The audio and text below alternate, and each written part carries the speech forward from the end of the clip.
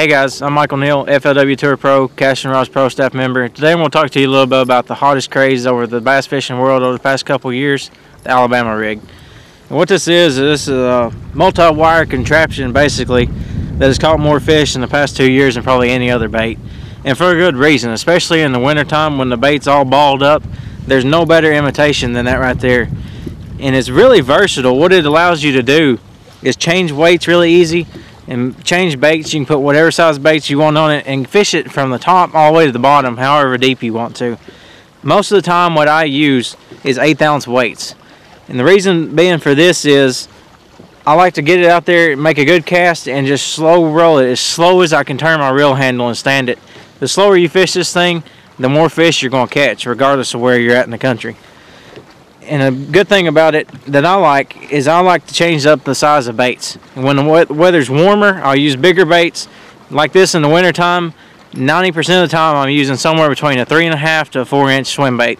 And most of the time it's white, unless I get in super clear or a little bit dirtier water, and I'll change to a more natural or a brighter color.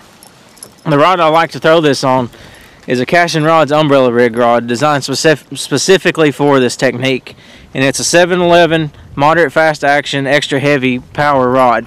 And what this does, a few good features of this rod is, number one, it's got a real good handle. It's got a long handle. This gives you a lot of leverage when casting this bait, because you're oftentimes got it really heavy weighted down.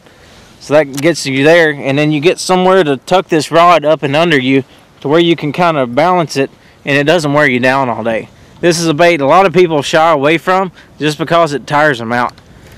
Another good thing about this rod is the tip on it. You can just rear back and throw it and not really have to worry about it. And another good part about the softer tip along with the casting ability is that a lot of times you're using lighter gauge hooks. That way if you hang this up, you've got $25, $30 of it out there sitting around. So you want these lighter hooks so you can pull it out.